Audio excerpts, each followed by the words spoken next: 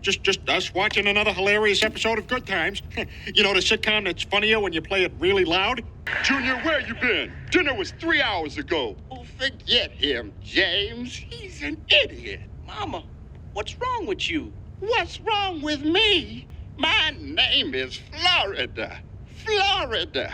That's the name of a state. Why is my name Florida? Oh, Lord.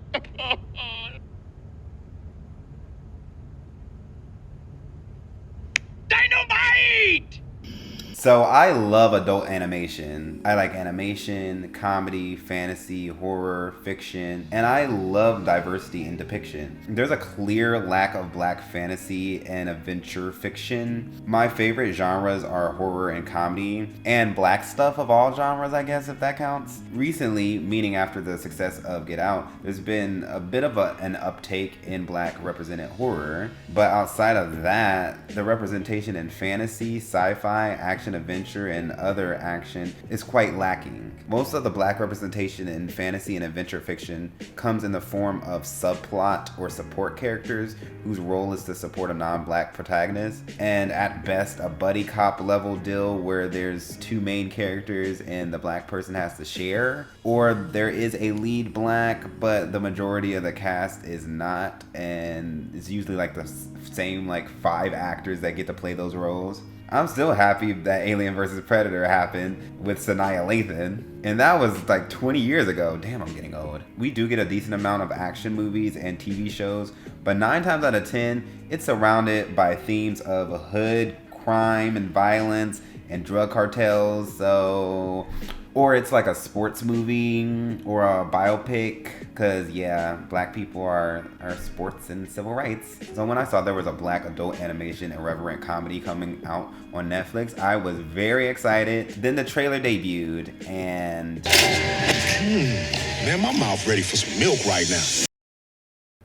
oh boy, people did not like it. And I watched the trailer and I thought it had some issues. Yes, there was an overindulgent use of black hood symbolism, messages, meanings, you know, some may even say stereotypes. It looked like it had nothing to do with the original Good Times, so it's like, why are we nostalgia baiting again?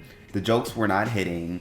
The animation was a bit jarring, but I did think at the same time that people were being a bit like selectively outraged by the show and stockpiling on it. One of the precedents for this video is that, according to IMDb, the show is majority created by black people. If it was just created by white people, I would also be against it, and especially on the grounds of just like cultural appropriation and alongside with of like the generalizations and stereotypes. But as this is mostly created by black people, I viewed it a bit more interesting, and it made me go down multiple areas of thought, in which it concluded in this video where I'm going to ask a lot of questions that I want you guys to think about, explore, and answer in the comments, or for yourself, but I like some engagement, thank you, please. Initially, before watching, I believe the 2-minute trailer likely didn't represent a 25-minute episode, in which there are many, and these stereotypes would likely be sprinkled throughout the show and not centralized to like one episode. There's likely a theme to each episode, and there's a reason why they're displaying these jokes. Like, I could easily see other shows being framed in a trailer montage and it coming off like a bunch of stereotypes. I felt people were weirdly outraged at the executive producers and not the actual showrunner or writers or engaged producers of the show. Most often, executive producers back a movie or a show politically and financially so that it can happen, not really actively on the day-to-day, not really the reason why the show is the way that it is, but they are secure enough with the final product that they would put their names onto it. But people made it seem like this is just like a Seth MacFarlane being racist show, which I thought was kind of disrespectful to the showrunner and the actual creators of the show. But given that most of the people's responses was negative, I guess it was more like a scapegoat for them. But then IMDb felt a bit ambiguous. Like, it said Carl Jones was the creator, but then he went on X to say not really, which is odd. It's not clear who all the writers are, and according to IMDb, the majority of the writers are black. And Seth MacFarlane is not even credited once as a writer. It said the director, at least with animation and art, but maybe the episode's director, is Tyree Dillahay, who worked on Bob's Burgers and the Jammies. And the showrunner is Renata Shepard, I'm assuming, who I'm not familiar with, but all the things listed were TV comedies. She's definitely got some ambiguity with her look, but I mean, she looks pretty black. Like, until we hear that Seth MacFarlane was a ghostwriter and he was super involved in how this show turned out, I think the Seth MacFarlane blame stuff is a bit of an assumption. And I think it would be more weird if they hid the fact that Norman Lear, an original Good Times producer, and Seth MacFarlane, one of the most successful people in adult animation, backed the show up as an executive producer. And the associate producers for all 10 of the episodes, Brady Polobiski and Brian Portugal, and another producer for 2 episodes was Janelle Lindsay, and all the other like non-executive producers besides Tyree Dillahay are listed for only 1 episode. So those 3 people I just named outside of Tyree are people that worked on stuff with Steph Curry before. So like, I think a stronger theory would be that Steph Curry wanted to do a black adult animation show similar to the ones that are popular today, maybe even had some ideas, and he just got people around to make it happen. Probably Renata Shepard was already working on something, and someone at some point got the idea to connect it to Good Times, in which they were able to get Norman Lear and Seth MacFarlane to back it up. More on this later though. I also felt just genuinely uncomfortable about the backlash. It wasn't enough just like mentioning the show and saying like, I don't really like this and this doesn't seem like it's for me, but if you're interested, I guess you should check it out, but it looks a little sketch. It was more so really hated on. It likely had a spike in rage click and hate watching virality. It was so viral on social media, I'm not sure of how well it did on Netflix. So as a show, it is up my alley. I decided to give it a watch, see what time it is. So I watched it. I think it was a trial and they got locked up. I think it was a mistake, like a blooper. I think it was an attempt, which meant they got laid off after the contract. Like, I'm mixed. So I guess that's what happened when you get people that look like Steph Curry and Renata Shepard make a black show. But there are a few things that are happening here. Yeah, this is gonna be a long one, so sit back. I have something to say. If you just give me a minute, if you just give me a minute, just give me 1 second to.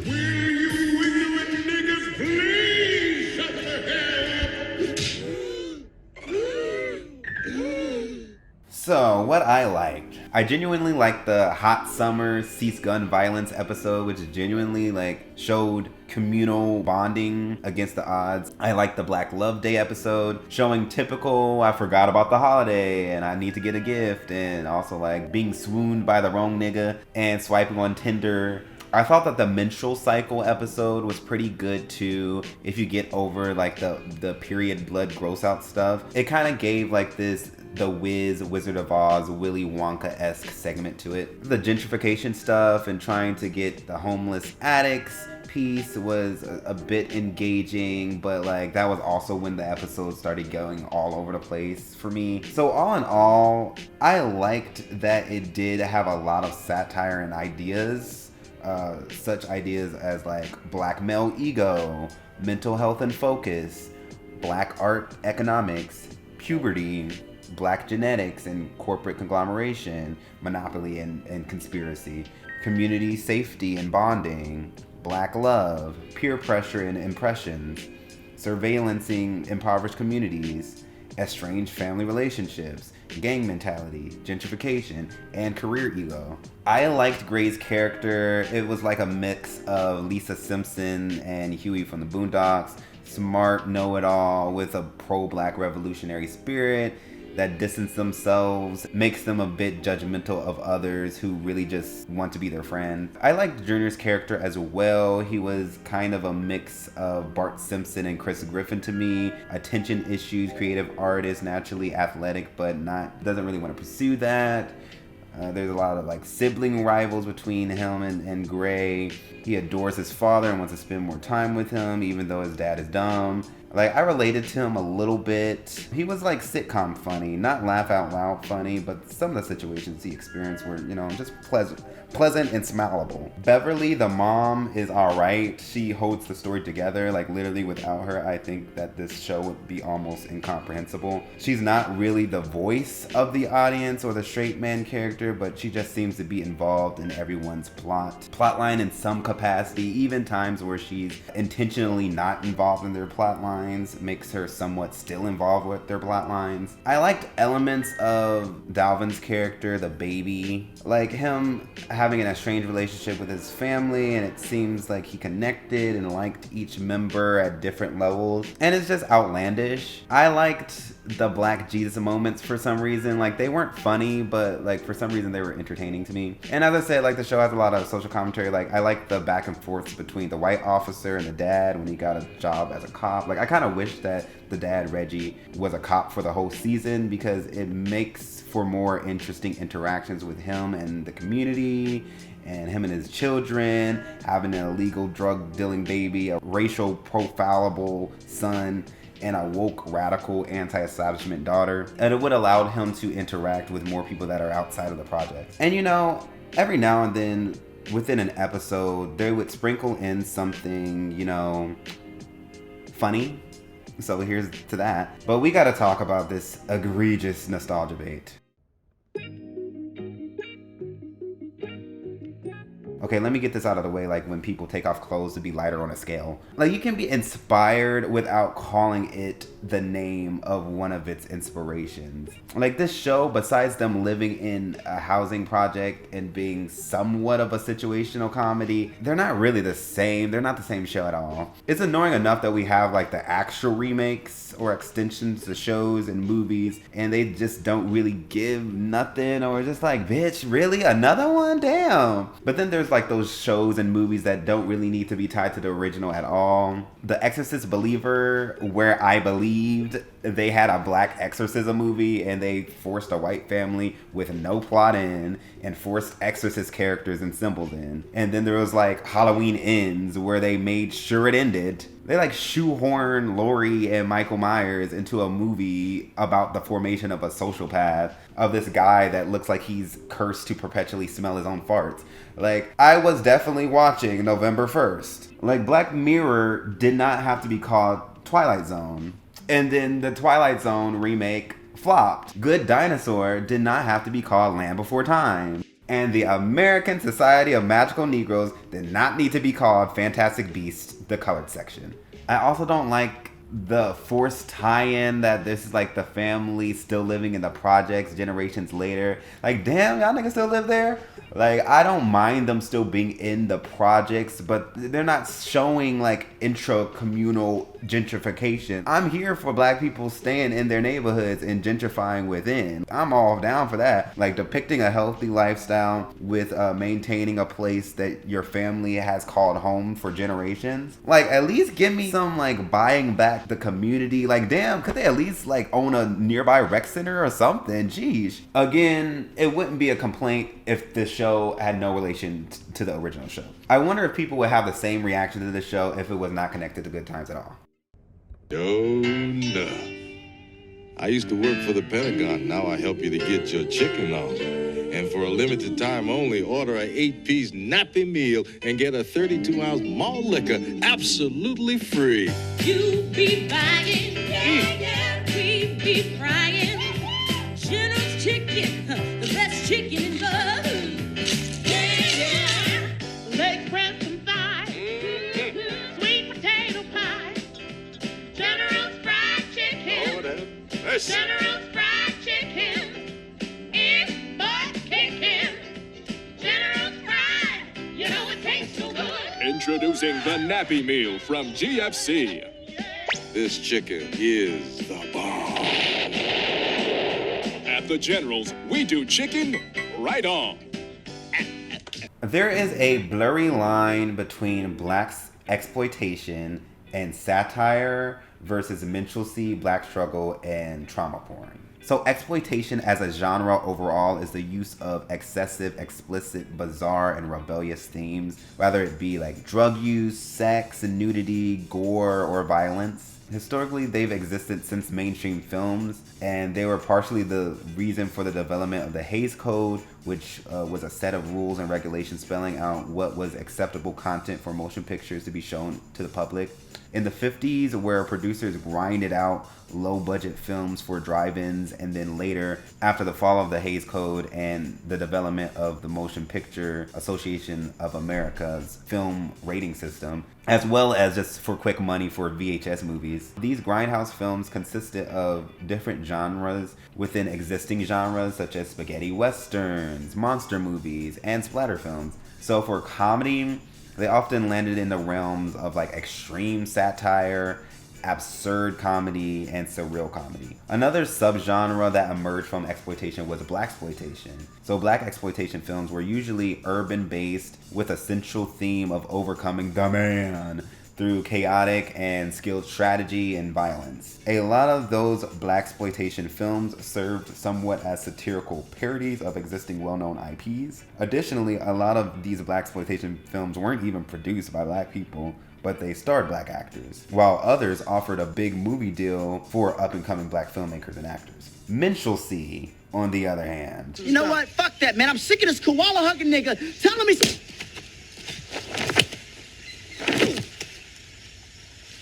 For 400 years, that word has kept us down. What the fuck? Let's do this shit. Minstrel shows started from the merging of traveling museum, Wild West, and circus acts where black Americans performed, and Northern and New York City theater shows where white performers would wear blackface for roles like Othello and other servant roles in the 1700s. So through the 1800s and early 1900s, theater shows, mainly of Northern white actors, performing variety acts of comic skits, singing and dancing, and performance numbers, mostly depicting Southern life, including, if not centered on, black Americans. Many shows were a play on Shakespearean titles. These shows coincided with tensions of Northern industrialization, where poor white workers fought for employment and against factory abuse, creating more and more support of class inferiority and a need for lowbrow, foolish escapism. These shows also joined minstrels, which were just traveling singing groups, and created larger, fuller shows for middle class audiences, which is where we begin to call these types of shows minstrel shows. So the once most popular form of entertainment in America, minstrel shows included English, Irish, and Scottish folk music with fast-paced breakdowns mixed with appropriating black American musical sensibilities, including spirituals and jubilees, danced along with old English and Irish jigs that began to integrate black American shuffling and walkarounds. These, along with the skits, were carried out by exaggerated feature blackface wearing stock characters, mainly the foolish slave or Jim Crow, and the free black sedity dandy or zip coon. And they also may include the mammy, the darky, the mulatto, and the soldier, who held various levels of stump speech, happiness, naivety, and submissiveness, though mostly described through subhuman and pro-slavery terms. Even then, a lot of southern cities disliked and even banned minstrel shows because they had some satire on some slaves being the victims of cruel masters. And as these were a product of northern white people, they became less and less popular in the South nearing the Civil War. Black minstrels emerged in the mid-1800s, marketing themselves as true blacks or slaves for those who enjoy black minstrels for the unique musicality and the storytelling of how the day-to-day lives of black slaves and blacks in the South. They tended to remain a bit more authentic with the jubilees and spirituals and the dancing styles. And they also expressed more commentary on plantation life, even poking fun at white society, especially after the Civil War. They had to face racism while being a black minstrel act, especially in southern towns where they were expected to stay in character even off stage. However, they were an increasingly large avenue for black audiences who could fill in on the joke and laugh at some of the bizarrely over-the-top characters, and many performers were viewed as celebrities among the black community, though many educated blacks avoided and criticized black minstrelsy. Minstrel shows began to be replaced by larger variety shows, by having a larger audience for black minstrels and performers that created their own theaters and things, also being replaced by mainstream commentary, having more of an interest in urban poverty, corruption, and gang mobs than the intrigue of like the black southerners' plantation life. And then some of these characters and tropes began to enter those plays and enter the new motion pictures with caricatures like the Pickaninny, the Sapphire, and the Jezebel. This also came with the characterization of early sound era cartoons, including Mickey Mouse himself and other tap dancing, glove wearing, musically inclined, goofy cartoon characters. Oh, just one moment. There's a lovely, sad Negro spiritual that Ivy's brother just... are you all right? Ivy's brother used to sing this when he came in from the tobacco fields. Mama, is Massa gonna sell us tomorrow? Yes, yes, yes, Mama, is Massa gonna sell me tomorrow? Is Good Times Black Again minstrelsy? Well, kinda. This isn't animation blackface where there's a bunch of black characters and stories played by non-black actors and written by non-black writers. It's not very musical. I mean, besides the beginning. Crashing and surviving. Good time. Hanging in a jolly. Good time. And they're not particularly depicting their family to be jovial, submissive, and complacent. And I guess you can say some of the other characters, because you don't really hear from their full perspective about what's going on, they may come off to be a bit more complacent and submissive. But on the whole, they're not particularly pro-poverty, complacent, submissive, and thankful of superiors like the pro-slavery minstrels were. In this show, they're actively fighting against their conditions in various ways, such as escapism, protest activism, internal political change, with mostly legal and illegal hustling, and working their standard blue-collar job to make shit shake. There are a lot of exaggerated vernacular and simplistic character tropes that can be traced back to the original form of American theater, such as the coon, the pickaninny, the brute, or even like the call and response back and forth nature where there's a more level-headed but still a bit arrogant dandy juxtaposed by a bumbling fool Jim Crow type of character. This is from a fool who stares at his orange juice every morning. It says concentrate on the box. Who the dummy now? But it's also hard pressed to find comedies, especially animated comedies, that don't have these type of character types. Not just specifically black ones. Oh shit, I missed the overly religious ones as well. Help me, Jesus. Society's changed, so the symbols of degradation have changed.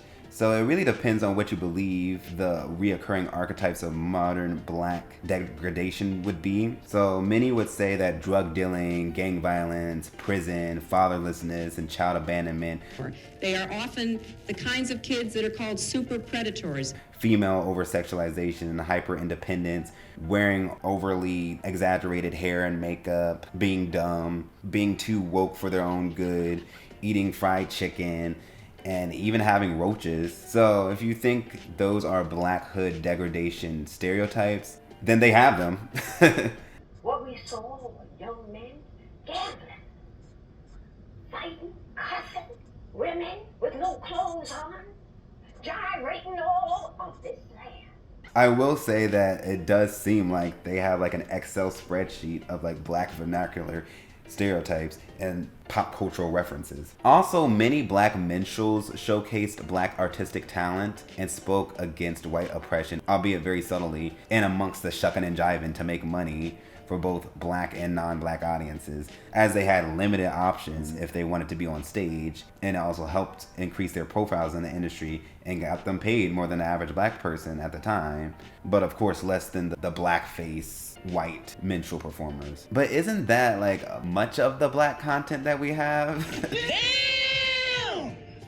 being workplace professional while tolerating microaggressions and being positioned for black marketing so that you can sustain that capitalist coin and essentially being told to like blacken up. Is like that's kind of a form of black minstrelsy at varying levels. It really depends on where you draw the line between like making do and just straight up mocking yourself for a stack. Some people would say that you don't have integrity, and some can say, I gotta pay my bills. It really depends on where you draw the line. A black minstrel soul literally said, heaven is a place where the white folks must let the darkies be. And so I guess any content that you wouldn't deem as an exaggeration or an overexertion of black people and of blackness at the hands of non-black and mainstream society is what is not minstrelsy. Even when we own and create that content, there still can be some funny business.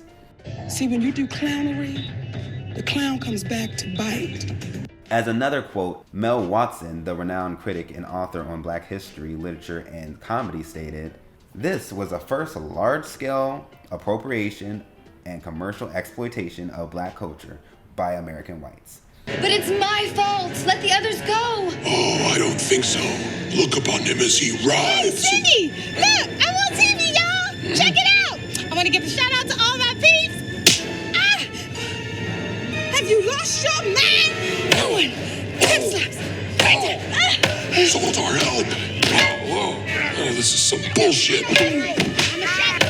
Since I spent so much time on minstrelsy, let me get through this quickly and less academic. Excuse me, homeboys. The term cultural appropriation literally evolved from the terms strategic anti-essentialism and the more broader and harsher term cultural colonialism. I sometimes call it cultural colonization. Essentially, it's when a sector of a mainstream power group takes bits and pieces of a culture of less strength or even marginalized group, does it for itself, and sells it back to its own mainstream power group and to the less strong marginalized group, and socially profits from it economically, culturally, and politically, sometimes to the point that it's indistinguishable from the less strong marginalized groups that it originated from. So in this case, a mainstream American team took bits and pieces of a less strong marginalized, disassimilated black American culture, performs it for itself, and sells it back to mainstream America and the disassimilated black Americans and profit from it socially. Oh, yeah! We bad! We got the team, we can't be had! We're the best, so score them points, you win the game! We'll rock this joint! Our game is bad, we're without peer, so get that weak mess out of here! Try to steal our bit, but you look like shit! We're the ones who are down with it! Some people talk about cultural appropriation with saying if the power team gives credit, whatever that credit's supposed to look like, it's not appropriation, which I think is short-sighting the phenomenon. I mean, like, maybe crediting may be a form of appreciation or support, but that does not undo the entire system of appropriation or social colonization. And some people say cultural appropriation must be done in a mocking or disrespectful way, but this can be quite subjective based on perceived intention, the individual, and subgroup sensitivities about a particular topic or cultural attribute. What's on your mind, player? What's with you? You been drinking some of that haterade? What's up, Flavor? Where you from? From the hood and misunderstood. How's your pants, John? Strong, man, it's strong. Can you swerve, snowman? I got monkey spray painted on my forehead. Of course I can. I'm trying to people bow wow. Some people also say that any form of cultural participation and cultural exchange from a dominant group of a minority group is appropriation, but I believe that's a bit reaching and unrealistic. You've got to keep the white and the black separate. Is Is Good Times Black Again cultural appropriation? Well, kinda. On a large scale, Netflix is a non-black owned, majority non-black run entertainment corporation connected to other non-black entertainment and goods conglomerates, using black culture as an entertainment source to sell to the mainstream audiences as well as back to disassimilated black folk. But you can kind of say that about any mainstream, non-indie black-made content, to be honest. For the most part, as we know, it is black creators, so it's not intercultural appropriation.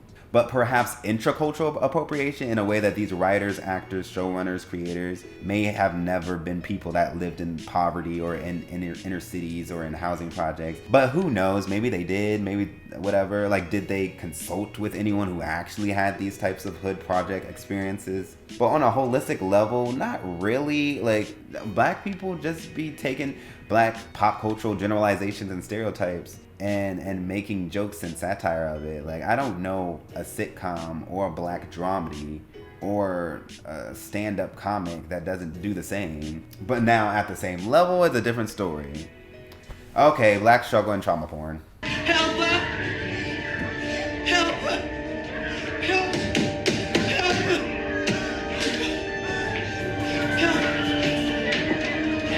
Black struggle is usually brought up when discussing the lack of diversity in black media, where black content often involves the struggle, such as a racist and classist history, modern day injustices, crime, violence and murder, domestic abuse and toxic relationships, poverty, health issues and disabilities, and sexual traumas. Many black people, including myself, wish that there would be more options, and those options can vary from just having a black lead to being an entire black cast. It even seems like even when there is a genre departure, they find a way to tie it back to some racial struggle. Trauma porn, on the other hand, is based around the actual acts of struggle depicted within the media. This can be movie scenes, music video and performance themes, and even just the news and social media. Just the depiction of trauma typically isn't the culprit of why people claim something to be trauma porn. I believe there's 4 reasons. The trauma is not essential to the storyline. Like, that did not need to happen for the story to function. Like, did Broomhilda really need to be in a hot box when the Django arrived to Candyland? Like, did we really need to see a mainly fictional account of slave Mandingo fighting, especially to the death, ran by a psychopath? The trauma display doesn't really say much, or is unclear what it's trying to say. I still don't know what the gas station scene and that graveyard sex juxtaposed to a black child shooting like a trying to be helpful black cop was trying to say on Queen and Slim. The trauma is a very strong event that truly disturbs people to the core. Like the scene on them with the baby death, like why? It could be due to the realism of the absurdity. I feel like R.A. Esther's Hereditary decapitation scene was ridiculous, but it also didn't make me feel angry and just disgusted like the scene on Lena Waithe's Them did. And finally, the trauma is something happening too frequently. For Color Girls is a simple culprit of this, as the entire story follows 8 women, 10 if you count Felicia Rashad and Macy Gray's characters, who each have a form of trauma, and most of them live in the same apartment building. Should I say housing project? Sounds kind of like Good Times. And they each have a full arc presented within 2 hours and 15 minutes. Like, we may have been able to breathe if this was made as a 10 episode series of hour-long episodes, but squeezing them all back to back to back is a lot. Is Good Times Black Again a black struggle show that serves as trauma porn? Well, kinda. It is a much lighter, goofier tone, so the traumatic struggle elements shared on the show is not intended maybe like to come off as gritty and dark. Well, most of the time. Black Jesus!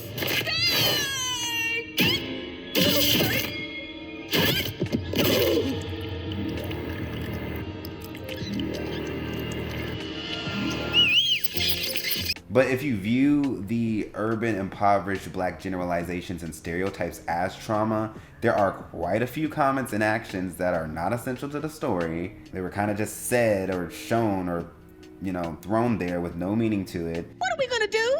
I'm gonna open a window so I can free Willie.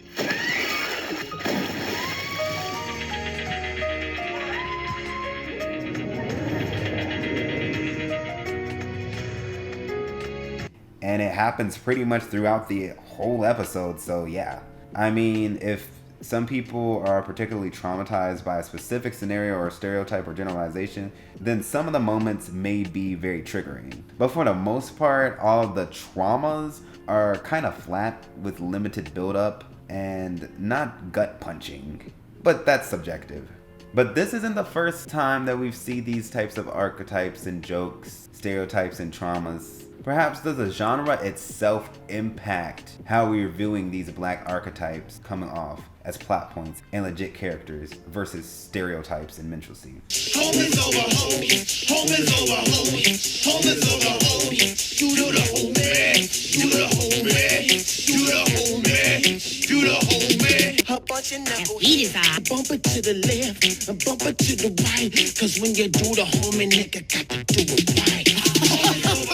Oh my God, this is crazy. Cause bitches be trouble, be having niggas beefing. You tricking on that hoe and your niggas ain't eating. She pushing your whip, spending all your cash. Your homie got shot up while you was in that ass. Homies over hoes, homies over hoes, homies over hoes, homies over hoes. Do the homie, do the homie, do the homie. Do the homie.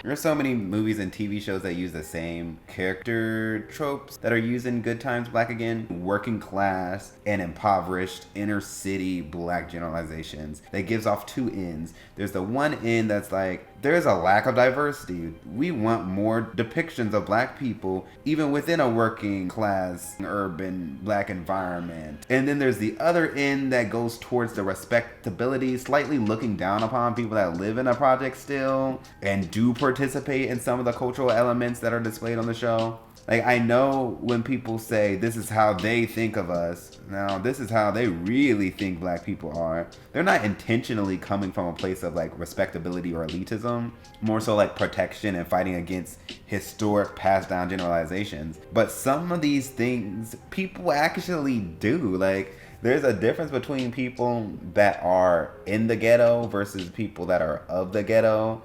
But just because someone's of the ghetto doesn't mean that they can't be a representation of blackness, or they shouldn't be ashamed for being how they are.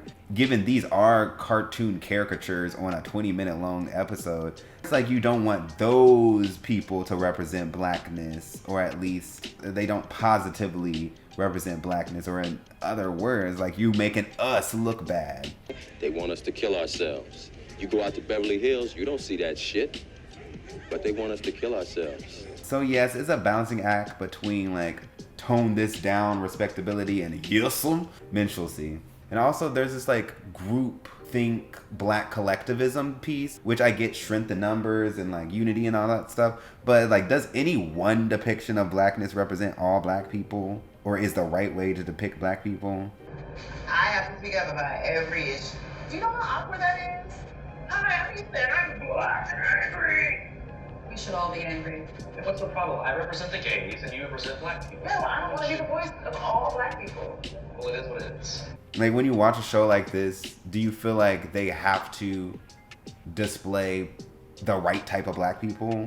There's only certain types of black people that they should be displaying. Getting at character choices, do you feel like there needs to be like a good black character, or like the straight man black character that's more realistic in amongst a sea of like exaggerated caricatures? You know, does these depictions of blackness have to be what you deem as positive? Can we have a movie where there's just a bunch of negative archetypes of black people, but that's kind of like the point of the movie or the show? Or does it have to have that one good character, voice of reason, straight man?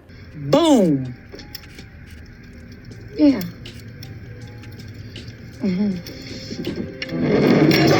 Now, that is not to say that I personally don't believe that they went way over the top with the stereotypes. There are so many movies and TV shows that use the same character tropes that are used in Good Times Black Again. Like a grumpy father that's relatively complacent but wants the best for his family. An optimistic mother who is supportive of her children but ends up overexerting herself and being engulfed in her own ego and how others perceive her. A joking, naive, and a bit detached son that just wants to live his life life and make his art. A child stands up for what she believes in, and that weaves between the lines of forming genuine relationships and being revolutionary. A child that has an on and off estranged relationship with their family due to career choices, rather that be legal or illegal. Hustling hairdresser that puts her own wants and needs aside to support a friend. You need an extra piece of monkey bread. The monkey just jump right out of me. I don't know what. But a lot of these are like 2-hour movies or like hour-long episodic character dramas. Like when we watch hood movies, like Boys in the Hood, 1001, Baby Boy, Players Club, and don't act like you ain't laugh at these. Why he do this? Scared. I didn't know he still had this. She knows she can't act. I mean, even some black films that have a bit more of an adventure pace to it, like Poetic Justice, Queen and Slim, Juice, when Tupac was legit a deranged psychopath. When you said that last time, I was kind of tripping, right? But now, you're right. I am crazy. But you know what else? I don't give a fuck. Like, I never hear these movies coming off as minstrelsy. A lot of music-related dramas have the same character types and plot points like Empire or Star. And even the biopics always have someone that's on drugs and having some like problems with the family and start smuggling things, or it gets involved with gun violence. And do we even have to talk about hip-hop imagery and messaging? Like, there's an entire economy surrounding the same depictions. And that was literally one of the signature jokes on the trailer. I wonder if shows like P-Valley, Power, and Snowfall, if they were comedies, better yet, an animated comedy, would they get like a similar reaction to Good Times? Like, is the pushback because it's comedy, so they feel like they're making fun, where a drama is like they're taking serious, even if those dramas may kind of fall into black struggle territory? How can we use certain black archetypes, particularly in the sake of this conversation, with comedy, without it feeling like these symbols and archetypes and stereotypes are just like this stereotypical mockery? Oh God, sorry. Oh my God, that is not me. That's not who I am. I vote Democrat. It will not happen again. We cool? We good? You guys know I have no problem with black people, right? Oh, yeah. Oh, sure. Yeah, sure. You did say you hated Crooklyn. Run! Isaac done killed Christine because she was having relations with Miss Lydia.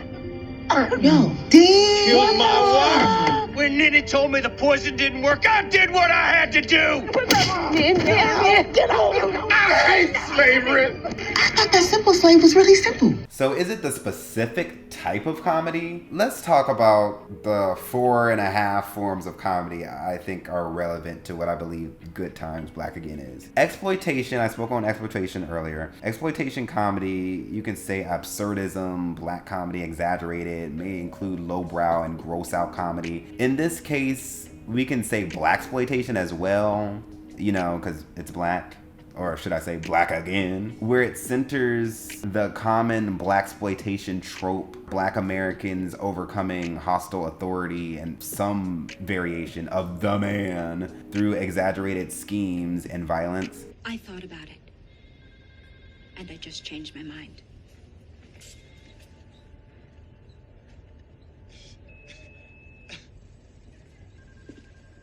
I wasn't talking to my jammy. Other like somewhat recent, I guess, blaxploitation comedies include Sorry to Bother You, somewhat of They Clone Tyrone. There's also I brought up Django. Let's bring up Django again. I want to bring this up because this is a movie that so many black people loved, and is an example of like black exploitation with a touchy subject with slavery. And I personally always felt awkward about the movie, but at the same time, it's like I never heard pushback from that movie in a similar way that there's pushback from this show. And that film was actually made by a white guy. Like, The Book of Clarence may be a bit blaxploitation comedy as well. I didn't see it yet, so like, but what it most likely is gonna fall somewhere along the side of satire, which I mentioned earlier, satire comedy. So this is like having humorous, somewhat constructive social criticism, in this case with black issues and its relations within and outside of black communities. Some examples of this include Bamboozled, The Blackening, Boondocks, and Chappelle's Show. Then there is black situational comedy. I'll throw in like light dramedy for the purists. These most often are like 22-minute long episodes, including like fixed, distinct characters thrown together by circumstance, existing in a shared environment to experience oftentimes general everyday challenges. This aligns with the original Good Time show, as well as other classics like The Jeffersons, The Cosby Show, Fresh Prince of Bel-Air, and Martin. There's also The Bernie Mac Show, Everybody Hates Chris, and Blackish. They tend to be a bit more wholesome, grounded in reality, as I said, like everyday challenges. And finally, there is the spoof or the parody. These imitate the style and direct elements from a genre or a group of films and shows, and in both appreciation, but also to make fun and point out their flaws. So parodies are also often less fixed than situational comedies and less focused than satires, like allowing single situational skits, small references and Easter eggs, and rotating characters. Some familiar black spoofs can include Don't Be a Menace. Do I have to say the whole title? Don't be a menace to South Central while drinking your juice in the hood. Undercover Brother, which is a blaxploitation parody. The Blackening is also a parody and a satire. And Scary Movie, at least the first two you could say is black. And A Haunted House, I guess A Haunted House 2 as well were black. All right, now it's time for the turkey. Oh, what a beautiful... No. Hey, man, why don't you just relax and just let me do that for you? Yeah. Rest that little hand. It's my pleasure. But what a nice young man to offer. Let me give you a little pinch there. Come on. Oh, fuck it. Oh. So clearly, it's not hard to link some of these comedy forms together. Like blaxploitation is based around fighting the man, which most likely will hover satire. There's going to be direct references from other films, particularly other blaxploitation films. So there's going to be some parody elements usually. And so when you have something that's a bit more structured and you put it like a consistent show with consistent characters and smaller scale situations, that's when you would get like this sitcom satirical blaxploitation parody. Now let's split up. Wait a minute, hold up. How come every time some scurry shit happen that we need to stick together, you white people always say let's split up? She's right. Okay, you three, follow me.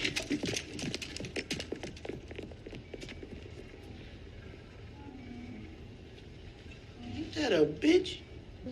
We gonna die, yo.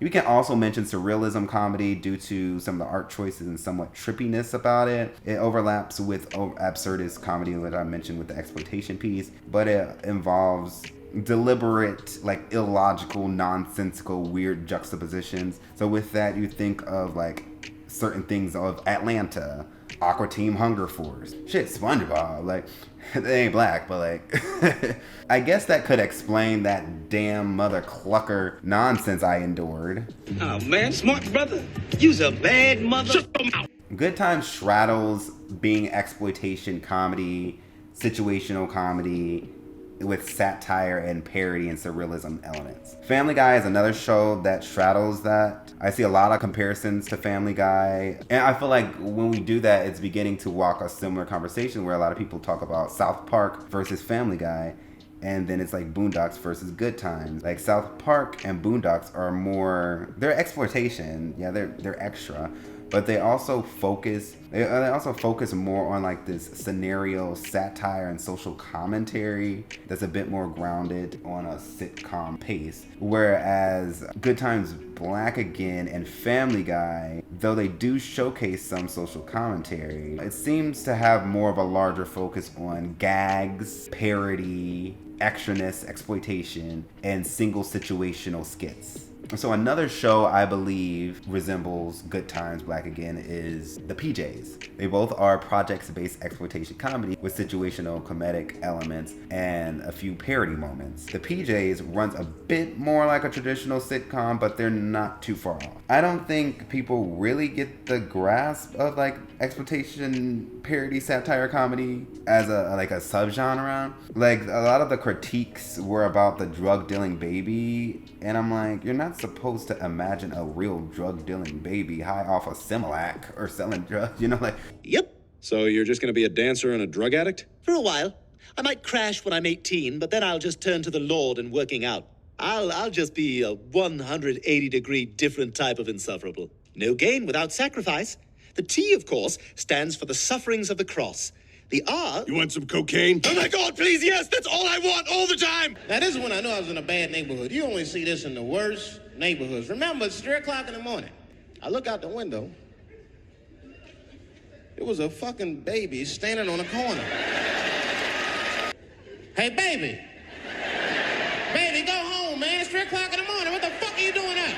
The baby said, I'm selling weed, nigga. I said, oh, shit. Or it's like they're saying, oh my God, the dad is being naked in front of his daughter. It's not supposed to be taken like seriously. You're not supposed to imagine like a real father naked from the shower in front of his daughter. Dad, you know my name. It's Officer Nasty. Careful, I might be carrying a concealed weapon.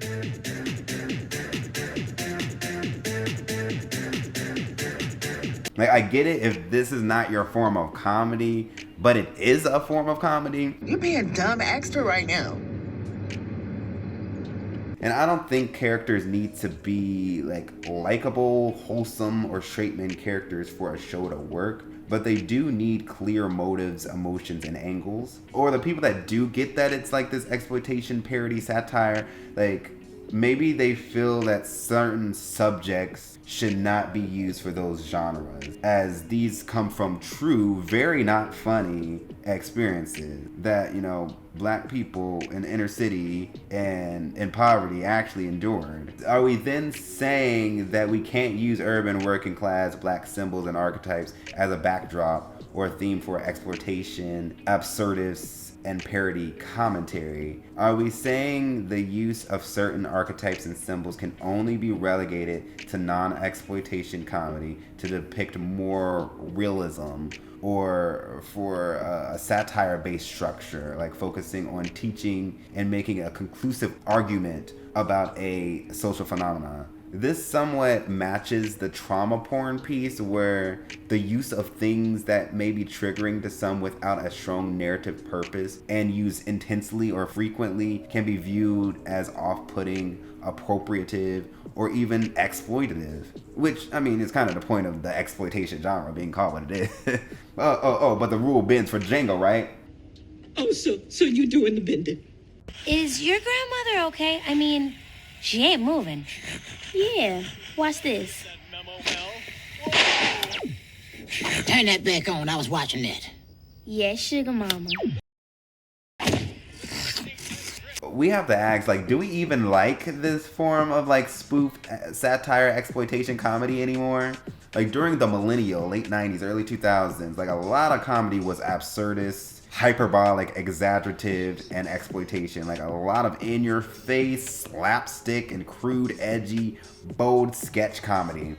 American Pie, Austin Powers, Scary Movie, you know, a world where shows like SpongeBob, Family Guy, American Dad, South Park were created and thrived. And there were successful shows that offered a more low-key, relaxed, chill approach, such as King of the Hill and Daria. But like in comparison to the loud in-your-face ones, they weren't as successful. In the late 2000s, comedy, satire, social commentary, dramedies, and awkward humor began to overtake So you think of The Office, It's Always Sunny in Philadelphia, Parks and Recreation, Bridesmaids, Sisters, Bad Teacher, Skeleton Twins, and this occurred simultaneously with late stage crude humor works, such as with the Seth Rogen and Jonah Hill crew. So clearly a world where Michael Cera could thrive. By the 2010s, much of the most successful comedies were awkward humor, satire dramedies, like Barry, Dead to Me, Dear White People,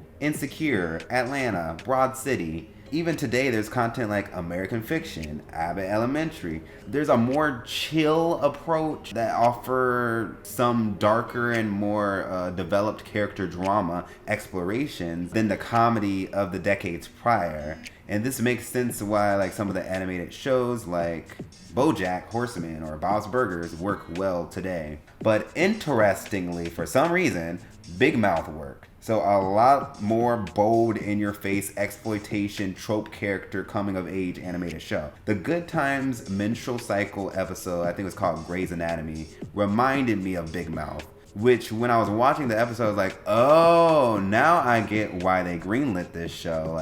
As Big Mouth is one of Netflix's most successful animated and comedy shows. So is there a room for a working class inner city black Big Mouth? Wait a minute. What is the patriarchy doing inside a woman's womb? It's how they keep the women down. But without shame as a weapon, they just a bunch of old-ass white clowns. Oh, we better run on. I can't. My stomach. I warned you, but do you listen to me? No. So is it that the voices of critique about this type of comedy, they were just quieter back in the day, and now that we have social media, we have an entire social media economy? Or is it that as times changed, people in general and those younger growing up don't like that type of comedy from the past or view it as less than or lower than? And if that's the case, now what are we saying about, are we saying that the older content is bad? If looking at movies like Don't Be a Menace and The PJs and Bebe's Kids, if they were released today, would there be similar pushback? Hurry up and buy. Hurry up and buy. Hurry up and buy. When you look back, do you look at those shows and movies and say these were problematic? These are problematic. Do you do that? Or it's how can you do a hood or a black working class exploitation comedy without it coming off as offensive or stereotypical?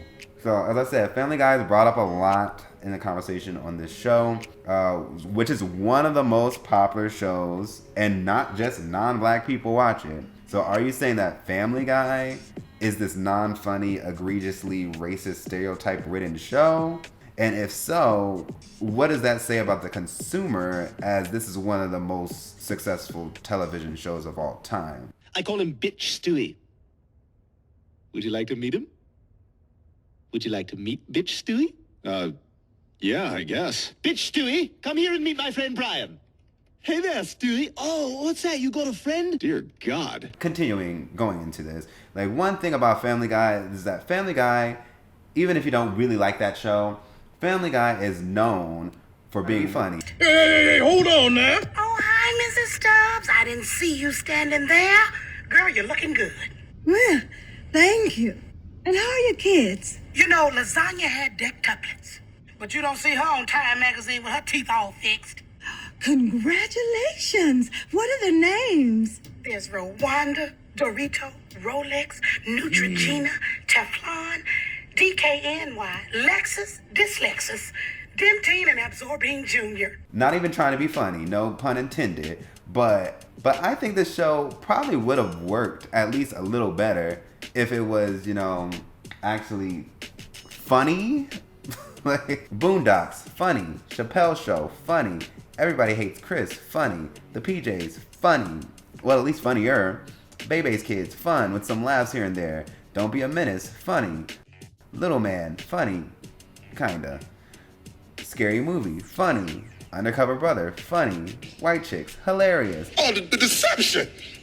The betrayal, man. You deceived me. Calm down. I'm an FBI agent. I was uncovering a... Negro, please. Didn't somebody tell you this was an all-white party? Huh? Someone get this jigaboo away from me. Even Tiffany Haddish red carpet passing out a bowl of chicken as was funny as the ratchet poorer friend on Girls Trip. In my booty. You know what? That can cause a lot of infection. Girl, you can't get no infection in your booty hole. It's a booty hole. Well, actually, she may not have been the poorest. Are you serious? You know what? I know you're broke. I see you hiding your tags in your shirt. We all see it. I'm not stupid. Yeah. It happens. You know? I'm not saying that this show has no funny parts. There are a few, but it's not consistent. It's not strong enough. This shot. I don't love it, but I really like it. It's not good enough. And holistically, all of the black cultural and hood cultural jokes feel like the mention is the joke rather than them making a joke using the symbol or the archetype. Sometimes it works and is a bit more clever, but most of the time it doesn't. Like, I personally am not really that offended about the Dolphin character. It's an over-the-top stupid concept, like a drug dealing baby. Like, y'all really mad about a drug dealing baby? A drug dealing baby? Like, it's dumb, it's outlandish. Like having a CIA agent secretly house an alcoholic, cross-dressing, pansexual, talking alien. Like, but the thing is, Roger is hilarious. Probably the standout and the funniest character on American Dad.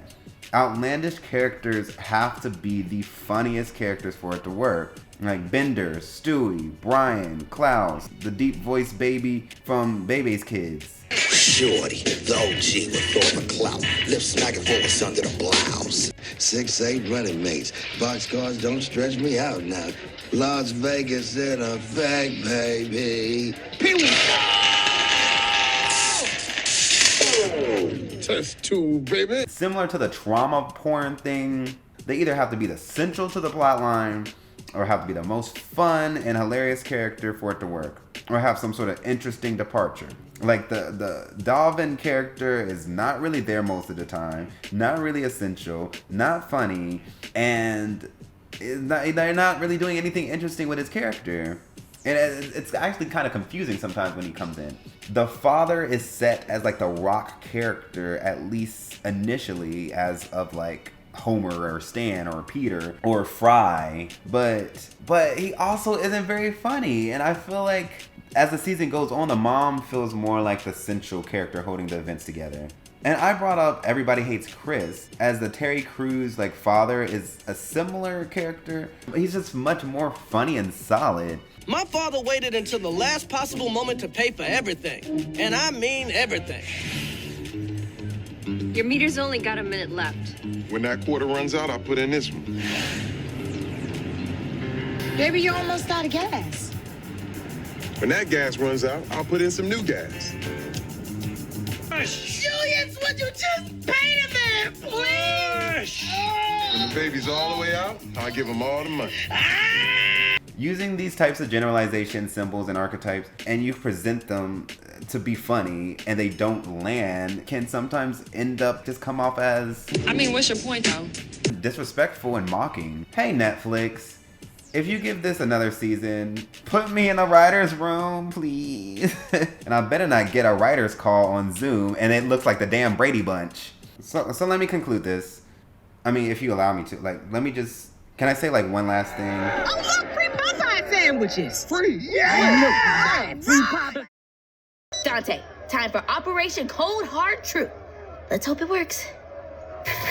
Okay, let's wrap this up like Netflix is gonna do with the show after this season. Stop nostalgia baiting, allow new shows to come out as their own and see what they do. People will see trauma and struggle stuff different ways in different story structures and genres. It is important that you learn a balance of how to use archetypes and symbols, particularly those of historic and contemporary disdain or sensitivity in the given genre that you want to produce. I'ma say this.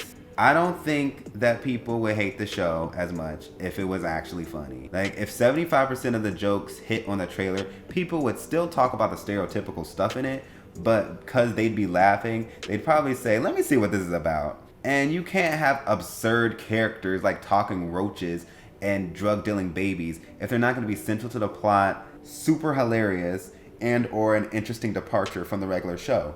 I think it would do better by slowing down some of the jokes, the joke pace a bit and focusing on the storyline to allow characters to have a bit more depth and a bit more heart to them. There's not enough normal characters in the show. Like, another reason why I think I like the episode is because you saw Gray and Junior interact with just some normal kids that live in the neighborhood. And the abnormality of the main cast was fun to watch against the normal kids. And then after that episode, I'm like, what happened? I wanted to see more moments with Gray and her friends and Junior and his basketball friends. I got dibs on the ball whisperer, formerly known as Junior. Instead, he turned into Franklin Saint trying to hold in his Brit accent and Fried Chicken Man. He might as well have turned into the Southern woman's voice on the Popeyes commercials. Not half as good as my shrimp. Also, Family Guy and South Park thrives on not just making suburban white jokes, but jokes about everyone. So if there's going to be clever urban black stereotype puns, maybe expand to joke a bit more about other things. I think one of the reasons I liked Grey's Anatomy episode and the Black Love Day episode is because they were universal concepts, and doing that will also lower the quantity of the black stereotype jokes and references. And just also, I'm here and there with the animation, like it's a bit jarring at times. Like they do some frame rate changes, like there's different textures, the positioning of the characters sometimes, like it's cool sometimes and it's uncomfortable at times. Also, a couple of episodes just go off the rails. She just really jumped out the window. And like it was hard to follow, like the superhero chicken and surveillance episodes. I'm like, what? Like it was like this weird jumble mess. The jambalaya, the gumbo was not hitting. Like, and you don't have to throw in all the black stereotypes all at once, cause like why? Things can literally get their own episodes, which would be better and give context and have allow for a better reward or laugh or some sort of positive acknowledgement. Like the first episode, she's on a hunger strike, and now you have her looking like a starving African with flies around surrounding, like just uncomfortable symbolism and reference with no development and lead through just comes off, like it could easily come off as offensive. I will say that like everything didn't have to be overtly povertized. Like roaches and cereal and spam dinners, like come on, like I'd rather them just have like fast food and food stamp meals, like come on. But I feel like the exaggerative exploitation genre it goes for can easily make people feel like it's mockery. There was a surge in content against this show, but the trailer and the first episode really shoved in a lot of archetypes and symbols without pure hilariosity, intrigue, or purpose. Like there's a lot of stereotypical stuff in a lot of black content, and black people feel varying ways on it. But we never get this up in arm collectively. What you want for this brock pot? Now, tell her what your favorite food is. Cauliflower soup. Aw, that's upsetting. And it's $10. I eat $5 in the CBT bar. Sold. Like, is it the delivery? Is it the joke? Is it the frequency? Is it the intensity? Is it the character interaction, the storylines? Is it the genre? But holistically, with people, is the problem the presentation of the trope? Is it the exploitation, absurdity, genre, satire genre? Or is it that genre connected with that trope? Where do we draw the line between blaxploitation and minstrelsy? Is the mocking nature based on the genre, like how exaggerated it is? Like absurd versus disrespect. Are they the same? When are they different? Absurd, I feel like, is more like illogical, ridiculous. Disrespect is more like erasing or reducing one's worth or supplying shame or guilt to one's character. Like, is Reggie singing in the shower with a roach absurd, disrespectful, or both, and why? Is it partially based on positioning, priming, and stockpiling? So this is the outlash that a lot of black influencers had talking about this show. Do you think that that's trickled down for more people to be primed entering the show to already not like it? Is it a lack of diversity? Where are the different representations of blackness in different genres made by different black creators? There are other black comedies that are a bit more wholesome, and so like at the family and child level, there's like Family Reunion and Wonder Years. I think they're off the air now. But Young Love, My Dad the Bounty Hunter, the Proud Family reboot, I guess if that's still on. There are situational comedies that are less exploitative, like Harlem, First Wives Club. The Upshaws is on season 5, which I'm proud because it's one of the shows that I really do like. There's Southside, there's the Vince Staples show, even though those two are a bit more surrealism a bit. Again, Good Times Black Again, to my knowledge, is created for the most part. If it comes out that there's a lot of uncredited or miscredited writers and producers and such, look, I was just looking on IMDb. These people aren't in my network to confirm. So, in fact, let me just look to see who's credited. So with the writers, 3 were black, contributing to 1 or 2 episodes each. 2 were non-black, contributing to 1 or 2 episodes each. 1, I think, was black, who contributed 3 episodes. That was Renata. And 2, I couldn't find that contributed to 2 episodes each. I couldn't find the race, ethnicity, or even photos of Erica Lev and Joshua Christ, which fine, as they only wrote on 2 episodes, 2 to 3 episodes, but wait, they're the 2 executive story editors. That's suspicious. That's weird. Alongside J.D. Samuels, who is a comedy writer who started her career writing on the 250th episode of Family Guy. And she's not black. So story editors oversee the writing and translating plot to the animated production and supports the editing of drafts. But okay, Joshua Christ worked on an episode of My Wife and Kids and Dawson's Creek. You'll kill the kids from Dawson's Creek. I knew it. As soon as that show came on the air, I said, I'm going to be the one who has to kill these kids. It's true. He did say it. And Erica Lev wrote on One-on-One and The Game, and they both were story editors and writers on Legends of Chamberlain Heights. Okay, Legends of Chamberlain Heights was a Comedy Central adult animated sitcom made by 3 non-black guys focusing on 3 basketball-playing teenagers, Jamal, a white teen, and 2 black teens, Grover and Minstrel. I hope I got the characters right. And Grover has my last name, which is weird. They're played by Quinn Hawking, Josiah Johnson, and Jay Farrow. And they also had Tiffany Haddish. It's booty hot. The writers included the creators, which were non-black, Isaac Gonzalez, which was non-black, Megan Neuringer, which was non-black, Josiah Johnson, black, Lee House, black, Malik S., black, and a few contributions from Devin Shepard, black, Rodney Barnes, black, and a few others that contributed to a single episode, like Carl Jones, who also played Coach Bundy in 19 episodes. Okay, so now I have a new theory. Steph Curry wanted to support and create an adult animated sitcom, given he has a whole production company now. Anonymous Media, which is why so many producers that have directly worked with him on things like Stephen Curry, underrated, are on here, right? Meanwhile, Renata Shepard was working on a black comedy, Looking for Work. Also somewhere, the idea of an animated sitcom of the Good Times came up. Norman's office in 2020, and he pitched a Good Times cartoon. We didn't hear anything back from them. I think 6 months later, they came up and said they have a cartoon. Sony said they had a cartoon coming. And Norman Lear's Appropriated Ass stole that idea. Probably how he stayed alive for so long. He got a couple of extra years of life for each black show that was pitched and he appropriated. Then Norman brought the idea to Netflix to agree. Stephen Curry is looking for something like this to support. You should work on this together. Then Norman starts talk around like his network circles, and so that's how Seth MacFarlane, who's a classic sitcom and TV connoisseur, animated adult animation guru, was like, hell yeah, I'll support this.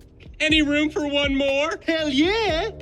but I'll be the executive producer as I'm working on the Ted series on Peacock. And probably also because I already had some pushback with the Cleveland show, and that was a whole thing during 2020 when we recasted our black roles with black actors. So when Norman asked who should be in it, he said, let me see who's available. So Seth MacFarlane calls up J.D. Samuels, who worked as a writer and assistant on Family Guy and some other stuff. And she's like, I'm down. And here's where it gets a little puzzling, because in the same network circles, it's likely that Carl Jones gets word and wants to join, or was assigned to be on it because he worked on stuff like Boondocks and stuff. And in the process, someone puts Renata, as she was a floating comedy writer, director, and producer. And so Carl Jones, expecting to be running the show alongside with Renata.